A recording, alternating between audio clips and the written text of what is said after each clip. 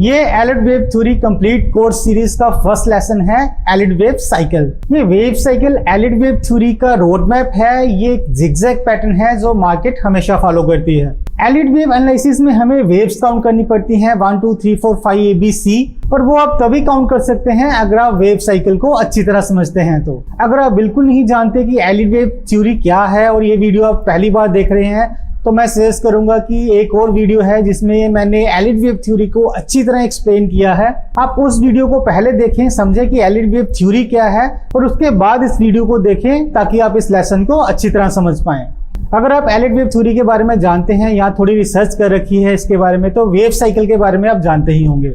लेकिन फिर भी कुछ छोटी छोटी गाइडलाइंस हैं जो कि नॉर्मल लर्नर मिस कर जाते हैं, एंड उसकी वजह से वो एनालिसिस एक्यूरेट नहीं कर पाते। क्योंकि मेरे स्टूडेंट्स जिन्होंने कि मेरी बुक पढ़ रखी है, वो भी कुछ छोटी छोटी बेसिक सी गलतियां कर देते हैं एनालिसिस में, जो कि उनका पूरा एनालिसिस ही खराब कर देता है। तो इस वीडियो में मैं वेव साइकिल को कंप्लीटली डिटेल में एक्सप्लेन करने वाला हूं मोशन ग्राफिक्स की हेल्प से। इस लेसन में कुछ भी एक्स्ट्रा नहीं है, हर एक वर्ड इंपॉर्टेंट है अगर आप वेव साइकिल को अच्छी तरह समझना चाहते हैं तो, क्योंकि वेव साइकिल को समझना ही फाउंडेशन है एलिड वेव थ्योरी एनालिसिस की। अगर आपने वेव साइकिल की छोटी छोटी गाइडलाइंस मिस कर दी तो आप एलिड वेव थ्योरी एनालिसिस नहीं कर पाएंगे। तो इस वीडियो को पूरा देखिए बिना मिस किए अगर आप वेव साइकिल को अच्छी तरह समझना चाहते हैं, और अगर आप एलिड वेव थ्योरी एनालिसिस में अपना बेस स्ट्रॉन्ग करना चाहते हैं। तो इस लेसन में मैं एक्सप्लेन करने वाला हूं कि एलिड वेव साइकिल एक्चुअली है क्या।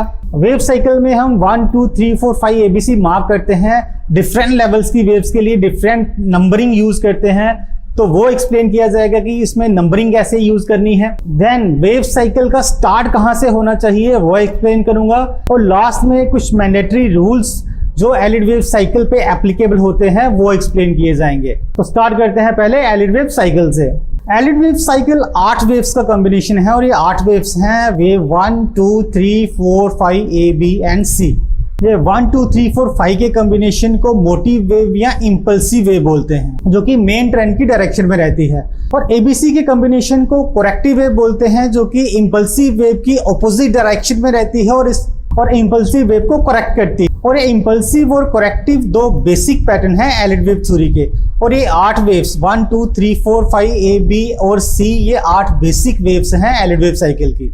एलिड वेव साइकिल में जितने भी कॉम्प्लेक्स से कॉम्प्लेक्स पैटर्न बनते हैं या सिंपल पैटर्न बनते हैं, वो सारे के सारे पैटर्न इन्हीं 1 2 3 4 5 ABC के कॉम्बिनेशन से बनते हैं, या इन्हीं इंपल्सिव और कोरेक्टिव पैटर्न के कॉम्बिनेशन से बनते हैं। पैटर्न चाहे जितना भी बड़ा हो, जितना भी कॉम्प्लेक्स हो, उसकी इंटरनल वेव्स की जो इंग्रेडिएंट्स रहते हैं वो यही 8 वेव्स या यही 2 पैटर्न रहते हैं। अगर आपने इन 8 बेसिक वेव्स को समझ लिया तो आप सारे के सारे कॉम्प्लेक्स से कॉम्प्लेक्स और सिंपल पैटर्न्स को भी आसानी से समझ आएंगे। अब देखते हैं कि इन 8 वेव्स का इंटरनल स्ट्रक्चर क्या रहता है। अगर इन वेव्स के इंटरनल पैटर्न्स में जाएं तो वेव 1 का इंटरनल पैटर्न भी इंपल्सिव होता है 1 2 3 4 5। वेव 2 का पैटर्न कोरेक्टिव होता है A B and C। Wave 3 का पैटर्न इंपल्सिव होता है। वेव 4 कोरेक्टिव होती है।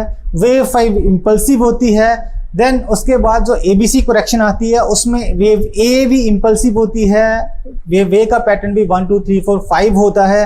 वेव B करेक्टिव होती है ABC पैटर्न, और वेव C भी इंपल्सिव पैटर्न होता है 1 2 3 4 5। इस स्ट्रक्चर से हमें यह पता चला कि इंपल्सिव और कोरेक्टिव पैटर्न बार बार रिपीट होते रहते हैं। इंपल्सिव वेव के बाद एक कोरेक्टिव वेव एंड कोरेक्टिव वेव के बाद एक इंपल्सिव वेव, ये साइकिल चलता ही रहता है।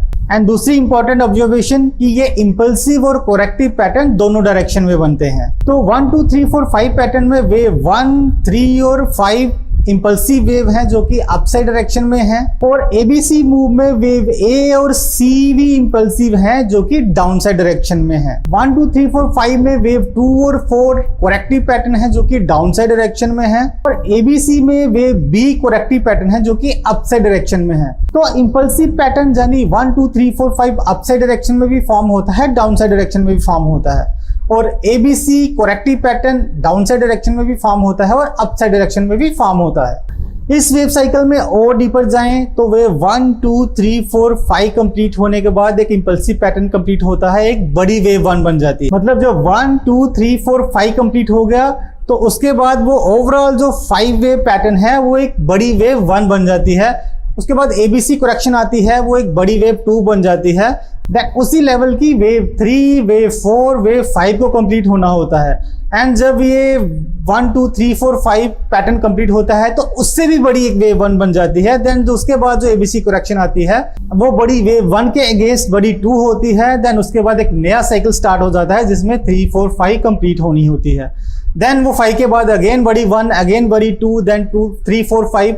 ये साइकिल लगातार चलता रहता है और ये कभी खत्म नहीं होता। अपसाइड इंपल्स कंप्लीट होती रहती है, बड़ी वेव 1 बनती रहती है, देन करेक्शन आती रहती है, बड़ी वेव 2 बनती रहती है, देन अगेन 3 4 5। ये साइकिल हमेशा चलता रहता है जो कि कभी खत्म नहीं होता। तो इस वेव साइकिल में समझने वाले मेन पॉइंट्स ये हैं कि 1 2 3 4 5 जब कंप्लीट होती है वो इंपल्सिव वेव या मोटी वेव होती है, और जो एबीसी वेव होती है वो करेक्टिव वेव होती है। और इस इंपल्सिव और करेक्टिव पैटर्न दोनों मिलकर एक वेव साइकिल बनाते हैं। और इस पूरे वेव साइकिल में वेव 1 3 5 AC इंपल्सिव पैटर्न होता है, वेव 2 4 और B करेक्टिव पैटर्न होता है। इंपल्सिव और करेक्टिव पैटर्न दोनों डायरेक्शन में बनते हैं, ये अपसाइड डायरेक्शन में भी बनते हैं, डाउन साइड डायरेक्शन में भी बनते हैं। हर इंपल्सिव वेव के बाद एक करेक्टिव वेव आती है और करेक्टिव वेव के बाद एक इंपल्सिव वेव आती है, एंड देन फिर करेक्टिव वेव, देन फिर इंपल्सिव वेव। ये साइकिल लगातार चलता रहता है। आई होप ये वेव साइकिल का स्ट्रक्चर और कॉन्सेप्ट आपको समझ आ गया होगा। अब देखते हैं कि इसको मार्किंग कैसे करनी है। ये 1 2 3 4 5 या एबीसी को मार्क कैसे करना है। वेव साइकिल में नॉर्मली वेव 1 2 3 4 5 मार्क करने के लिए नंबरिंग यूज की जाती है। नॉर्मल 1 2 3 4 5 या रोमन नंबरिंग यूज की जाती है, रोमन 1 2 3 4 5। और अलग अलग लेवल्स और अलग अलग डिग्री की वेव्स काउंट करने के लिए इन्हीं नंबर्स में अलग अलग वेरिएशंस ला सकते हैं। जैसे नंबर को राउंड ब्रैकेट्स में यूज कर सकते हैं, नंबर को स्क्वायर ब्रैकेट्स में यूज कर सकते हैं, देन रोमन नंबर्स को स्क्वायर ब्रैकेट में यूज कर सकते हैं, देन रोमन नंबर्स को राउंड ब्रैकेट्स में यूज कर सकते हैं। आप इनके कलर चेंज कर सकते हैं, साइजेस चेंज कर सकते हैं। और एबीसी वेव मार्क करने के लिए आप कैपिटल लेटर में एबीसी मार्क कर सकते हैं, स्मॉल लेटर्स में एबीसी मार्क कर सकते हैं। इन्हीं लेटर्स में अलग अलग वेरिएशंस ऐड कर सकते हैं। एबीसी को राउंड ब्रैकेट्स में लिख सकते हैं या स्क्वायर ब्रैकेट्स में लिख सकते हैं। तो अलग अलग डिग्री की वेव्स काउंट करने के लिए आप नंबरिंग या लेटर्स में अलग अलग वेरिएशंस ऐड कर सकते हैं, जिसकी एग्जांपल मैं चार्ट्स पे देता हूं।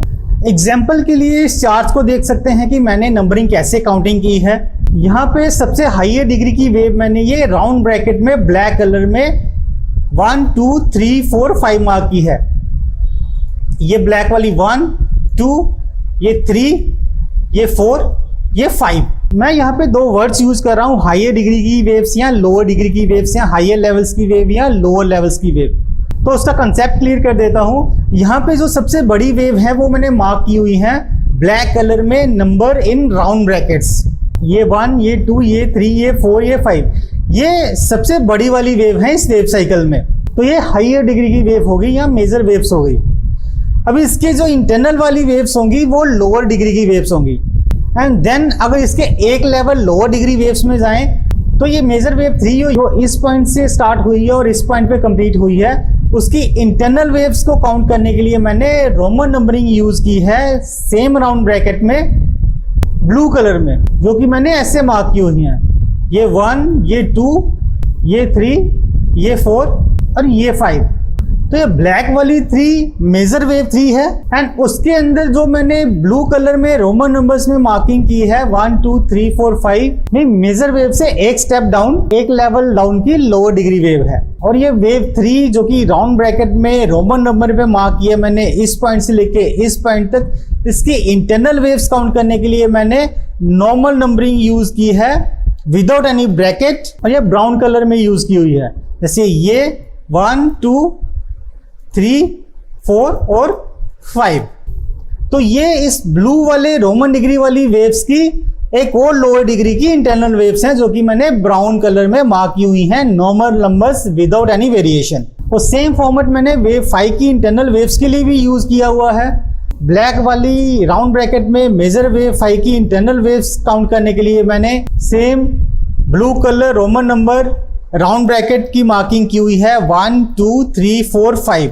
जैसे इस ब्लैक वाली वेव 3 की एक लेवल लोअर डिग्री वेव के लिए मैंने ये ब्लू वाली राउंड ब्रैकेट में रोमन नंबर में मार्किंग की थी, सेम मैं इस वेव 5 की एक लेवल की लोअर डिग्री वेव काउंट करने के लिए कर रहा हूँ। एंड इस ब्लू वाली वेव की इंटरनल वेव्स काउंट करने के लिए यहाँ भी मैंने सेम नंबरिंग यूज की है, नॉर्मल नंबर्स बिना किसी वेरिएशन के ब्राउन कलर में। वेव मार्किंग के लिए ये नंबर्स और लेटर्स के अलग अलग वेरिएशन हम इसलिए यूज करते हैं ताकि अलग अलग लेवल्स की वेव्स को हम डिफरेंशिएट कर सकें। जैसे यहाँ पे डिफरेंशिएट है, major waves black colour numbers round bracket में मार्क हैं, ब्लैक वाली वेव के अंदर की waves blue colour Roman numbers round bracket में मार्क्ड हैं, और इस ब्लू वाली वेव के अंदर की waves normal numbers without any variation brown colour में मार्क्ड हैं। और सेम यही पैटर्न मैंने इस वेव फाई की इंटरनल वेव्स मार्क करने के लिए यूज किया हुआ है। तो आप ऐसे ही नंबरिंग और लेटर्स की अलग अलग वेरिएशंस यूज कर सकते हैं अलग अलग लेवल्स की वेव्स मार्क करने के लिए। वैसे तो आप अगर एलिड वेव थ्योरी कहीं प्रोफेशनल बुक्स या कहीं प्रोफेशनल कोर्स में सीखेंगे तो वो आपको ये भी एक्सप्लेन करेंगे कि हर एक लेवल की वेव को काउंट करने के लिए आपको कौन सी एग्जैक्ट नंबरिंग यूज करनी है। एग्जाम्पल के लिए मैं बता देता हूँ, सपोज मैं यहाँ से एक मार्किंग लेता हूँ 1 2 3 4 5, या ये मार्किंग लेता हूँ ABC। ट्रेडिंग व्यू का प्लेटफॉर्म है, यहाँ आप खुद भी चेक कर सकते हैं। अगर मैं इस काउंटिंग की सेटिंग्स में जाऊं, यहाँ पे डिग्रीज दी हुई हैं। ये डिग्रीज इतने टाइप की हैं, सुपर मिलेनियम, मिलेनियम, सब millennium, grand super cycle, cycle, ऐसे आपको अलग अलग डिग्रीज मिलेंगी वेव्स की। जैसे ये वेव है, अगर इसमें मैं सुपर मिलेनियम सिलेक्ट करूं तो ये कुछ ऐसे मार्क होंगे। अगर मैं मिलेनियम सिलेक्ट करूं ये कुछ ऐसे मार्क। अगर मैं सुपर साइकिल सिलेक्ट करूं ये कुछ ऐसे मार्क होंगी रोमन नंबर्स कैपिटल लेटर्स में। तो यहाँ पे रूल वाइज अलग अलग फॉर्मेट दिए हुए हैं अलग अलग लेवल्स की वेव्स काउंट करने के लिए, लेकिन आपको ये डेफिनेट रूल्स फॉलो करने की जरूरत नहीं है। हाँ, अगर आपने कोई एग्जाम देना है, एग्जाम में मार्क्स लेने हैं तो आप इन्हें यूज कर सकते हैं। तो लेकिन मेरा तरीका क्या है, हमें वेव्स अपने एनालिसिस के लिए यूज करनी है, हम अपने कंफर्ट के हिसाब से कैसे भी यूज कर सकते हैं।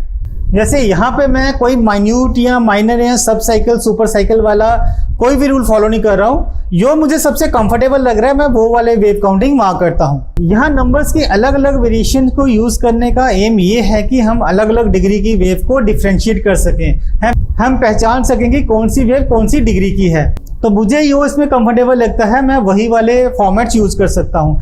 आप भी अगर खुद के लिए एनालिसिस कर रहे हैं तो कोई भी नंबर वेरिएशन या लेटर वेरिएशन यूज कर सकते हैं वेव काउंटिंग के लिए। आप चाहे 1 2 3 4 5 को ABCDE मार्क कर दो, आप चाहे ABC को 1 2 3 मार्क कर दो, जैसे आपको कंफर्टेबल लगता है, जैसे आपको अच्छा लगता है आप वैसी मार्किंग कीजिए। इसमें कोई हार्ड एंड फास्ट रूल्स नहीं है। हाँ, अपनी नॉलेज से किसी को इम्प्रेस करना चाहते हैं तो आप वो सुपर साइकिल, मिलेनियम, माइन्यूट वाले रूल्स एंड नंबरिंग यूज कर सकते हैं।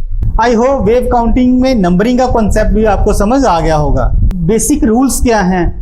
ये रूल्स मैंडेटरी हैं जो कि फॉलो होने ही चाहिए, इसको आप इग्नोर नहीं कर सकते। कोई भी मार्किंग करेंगे तो जो रूल मैं अभी एक्सप्लेन करने वाला हूँ ये रूल्स फॉलो होने ही चाहिए। ये रूल्स फॉलो नहीं कर रहे तो आपकी वेव काउंटिंग का कॉन्सेप्ट ही गलत हो गया। तो इन रूल्स को ध्यान से सुनिए, ये जो कि मैं अभी एक्सप्लेन करने वाला हूँ। इस चार्ट पे जैसे मैंने ब्लैक कलर में 1 2 3 4 5 मार्क कर रखी है, ये रूल्स के बेस पे मार्क कर रखी है, मैंने कहीं अपनी मर्जी से नहीं मार्क कर रखी। एग्जाम्पल के लिए बताता हूँ, इस चार्ट पे या किसी भी चार्ट पे अगर देखेंगे तो आपको कहीं भी बहुत सारे जिगजैग मूव मिलेंगे। ये जिगजैग है, देन जिगजैग है, तो बहुत सारे जिगजैग मूव्स आपको मिलेंगे। लेकिन ऐसा नहीं है कि आप कहीं भी अपनी मर्जी से 1 2 3 4 5 वेव मार्क कर लें। ऐसा नहीं, हर जिगजैग को आप ऐसे 1 2 3 4 5 मार्क कर लें, या आप यहाँ 1 यहाँ 2 यहाँ 3 यहाँ 4 यहाँ मार्क कर लें। ये वेव काउंटिंग करने के रूल्स हैं, गाइडलाइंस हैं, कैलकुलेशंस हैं जो कि इस कोर्स के अगले लेसन्स में एक्सप्लेन की जाएंगी। लेकिन कुछ बेसिक रूल्स हैं जो कि कभी चेंज नहीं होते, वो रूल्स मैं अभी एक्सप्लेन करने वाला हूँ। एक 1 2 3 4 5 वेव मैं लेता हूँ। एलिड वेव साइकिल के जो भी रूल फॉलो होंगे वो सारे इस 1 2 3 4 5 पैटर्न में ही फॉलो होंगे। इन रूल्स को ध्यान से समझिए क्योंकि बहुत सारे लर्नर्स ये छोटी छोटी गलतियां करते हैं अपने वेव काउंटिंग में। तो बेसिक रूल्स हैं, जरूरी रूल्स हैं, उन्हीं को मिस कर जाते हैं। तो इसमें सबसे पहला रूल है, वेव 1 के बाद वेव 2 फॉर्म होती है वो वेव 1 के स्टार्ट पॉइंट से ऊपर ही क्लोज होनी चाहिए। ये वेव 1 के स्टार्ट पॉइंट से नीचे नहीं जा सकती। मतलब वेव 1 इस पॉइंट से स्टार्ट हुई है तो वेव 2 इस पॉइंट के ऊपर ही कंप्लीट होनी चाहिए। ऐसा नहीं हो सकता है कि वेव 2 यहाँ कंप्लीट हो, तो ये फिर वेव 2 नहीं रहेगी। ये यहाँ भी कंप्लीट हो सकती है, यहाँ हो सकती है, यहाँ हो सकती है, लेकिन यहाँ इस वेव 1 के स्टार्ट पॉइंट के नीचे कंप्लीट नहीं हो सकती। और दूसरा जरूरी रूल, ये 1 3 और 5 ये 3 इंपल्सिव वेव्स हैं। इन तीनों वेव्स में से वेव 3 सबसे छोटी नहीं होनी चाहिए। मतलब ये वेव 3 इस वेव 1 या वेव 5 दोनों में से किसी एक वेव से बड़ी होनी चाहिए। नॉर्मल केसेस में 99% of the time wave 3 wave 1 से बड़ी ही रहती है। ये आप बहुत रेयरली देखेंगे कि वेव 3 वेव 1 से छोटी है। पैटर्न होता है लीडिंग डायगोनल ट्रायंगल, जो कि मैं पैटर्न्स में एक्सप्लेन करूंगा एक अलग लेसन्स में। उस केस में वेव 3 वेव 1 से छोटी हो सकती है, और ये only leading diagonal triangle pattern में होता है। लीडिंग डायगोनल पैटर्न कुछ ऐसे होता है जिसमें ट्रायंगल बनता है। ये रेयर पैटर्न है और बहुत कम बनता है, कभी कभार सालों में एक बार देखने को मिल जाता है। इसको मैं पैटर्न में एक्सप्लेन करूंगा, तो अभी इसको माइंड में मत रखिए। अभी मैं जस्ट कॉन्सेप्ट बता रहा हूं कि वेव 3 सबसे छोटी नहीं हो सकती। अगर वेव 3 वेव 1 से छोटी हो जाती है तो वेव 5 को वेव 3 से छोटा होना पड़ेगा। अगर यहाँ वेव 5 भी वेव 3 से बड़ी हो जाती है, 1 भी 3 से बड़ी हो जाती है, तो ये बेसिक रूल यहाँ फॉलो नहीं होगा, मतलब आपकी वेव काउंटिंग गलत है। ऐसा हो ही नहीं सकता। लेकिन नॉर्मल 99% केसेस में वेव 3 वेव 1 से बड़ी ही होती है, तो ये रूल को हमें ज्यादा ऑब्जर्व करने की जरूरत भी नहीं पड़ती। लेकिन न्यू लर्नर्स ये नॉर्मल गलती कर देते हैं, ये चेक नहीं करते कि वेव 3 वेव 1 से बड़ी है कि नहीं, तो ये बेसिक सी गलती कर जाते हैं। इस रूल को बहुत सारे एलिड वेव एनालिस्ट या लर्नर किसी अलग वे में यूज करते हैं। यहाँ पे स्टेटमेंट ये है कि वेव 3 सबसे छोटी नहीं होनी चाहिए। वो ये लेते हैं कि वेव 3 वेव 1 और वेव 5 में से सबसे बड़ी होनी चाहिए। ये रूल नहीं है। मोस्ट ऑफ द केसेस में वेव 3 सबसे बड़ी होती है, क्योंकि वो वेव 3 की पर्सनैलिटी है। लेकिन ऐसा नहीं है कि वेव 5 वेव 3 से बड़ी नहीं हो सकती। वेव 5 जब एक्सटेंडेड होती है तो वेव 5 वेव 3 से बड़ी हो सकती है, और ये होती है। ये बहुत सारी प्रैक्टिकल एग्जांपल जो मैं रियल टाइम एनालिसिस करता हूं उसमें आप देखेंगे। रूल बस ये है कि वेव 3 सबसे छोटी नहीं होनी चाहिए, वेव 3 सबसे बड़ी ही होनी चाहिए, वैसा रूल नहीं है। और तीसरा इंपॉर्टेंट रूल कि वेव 4 वेव 1 को ओवरलैप नहीं करनी चाहिए। जो वेव 1 का एंड पॉइंट होता है, वेव 4 उसके ऊपर ही कंप्लीट होनी चाहिए। जैसे वेव 2 वेव 1 के स्टार्ट पॉइंट के नीचे कंप्लीट नहीं हो सकती, वैसे ही वेव 4 वेव 1 के एंड पॉइंट के नीचे कंप्लीट नहीं हो सकती, या वेव 4 वेव 1 के एंड पॉइंट को टच या ब्रेक नहीं कर सकती। इस रूल में एक एक्सेप्शन है, ये वेव 4 वेव 1 की रेंज में आती है, लेकिन वो डायगोनल पैटर्न में आती है। दो पैटर्न होते हैं, एंडिंग डायगोनल और लीडिंग डायगोनल। उस केसेस में वेव 4 वेव 1 की टेरिटरी में आती है। वो अलग केसेस हैं, वो बहुत रेयर पैटर्न्स हैं, वो जब मैं पैटर्न को एक्सप्लेन करूंगा तब एक्सप्लेन करूंगा। नॉर्मली अपने यही माइंड पे रखना है, 99% of the time impulse pattern he form होता है, और उसमें वेव 4 वेव 1 को ओवरलैप नहीं करनी चाहिए। और चौथा मैंडेटरी रूल, वेव 5 वेव 3 के टॉप के ऊपर ही कंप्लीट होनी चाहिए। ऐसा नहीं हो सकता कि वेव 5 वेव 3 के टॉप के नीचे कहीं कंप्लीट हो। अगर ऐसा हो गया तो ये वेव 5 बनी नहीं। वेव 5 बनेगी ही तभी जब ये वेव 3 के ऊपर चली जाएगी। तो ये मैंडेटरी रूल चाहे आप लिख लो, ये आपको याद रखने हैं। वेव 2 वेव 1 के स्टार्ट पॉइंट के नीचे नहीं जा सकती। पहला, वेव 2 वेव 1 के स्टार्ट पॉइंट के नीचे नहीं जा सकती। दूसरा, वेव 4 वेव 1 के एंड पॉइंट के नीचे नहीं जा सकती। तीसरा, 1 3 और 5 में से वेव 3 सबसे छोटी नहीं हो सकती। चौथा, वेव 5 वेव 3 के टॉप के ऊपर ही कंप्लीट होनी चाहिए। ये नीचे और ऊपर मैं तब यूज कर रहा हूं जब 1 2 3 4 5 अपसाइड डायरेक्शन में है। अगर ये 1 2 3 4 5 डाउन साइड डायरेक्शन में फॉर्म हो रहा होगा तो इस केस में मैं ऐसा बोल लूंगा कि वेव 2 स्टार्ट ऑफ वेव 1 के ऊपर नहीं जानी चाहिए, वेव 4 एंड ऑफ वेव 1 के ऊपर नहीं जानी चाहिए, या वेव 5 वेव 3 के नीचे कंप्लीट होनी चाहिए। ये 1 2 3 4 5 पैटर्न अपसाइड और डाउन साइड दोनों डायरेक्शन में फॉर्म होते हैं। अब वेव साइकिल में लास्ट इंपॉर्टेंट पॉइंट की वेव साइकिल स्टार्ट कहां से होना चाहिए, जानने की जो वेव 1 है इसका स्टार्ट पॉइंट क्या होना चाहिए, तो वो मैं अभी आपको इस चार्ट पे एक्सप्लेन करूंगा। जो भी मेजर वेव साइकिल होता है, जब भी आप कोई मेजर वेव्स काउंट करते हैं, उसमें मेजर वेव साइकिल किसी भी स्टॉक के ऑल टाइम लो से स्टार्ट होता है। ये टाटा मोटर का स्टॉक है। इस स्टॉक का अगर मैं लाइफ टाइम मूव देखूं तो लाइफ टाइम लो यहाँ पे है। तो यहां से वेव साइकिल इस पॉइंट से स्टार्ट होगा। वेव 1 यहां से स्टार्ट होगी, वेव 2 3 4 और 5। अभी इस दो के पीछे ये मूव भी है।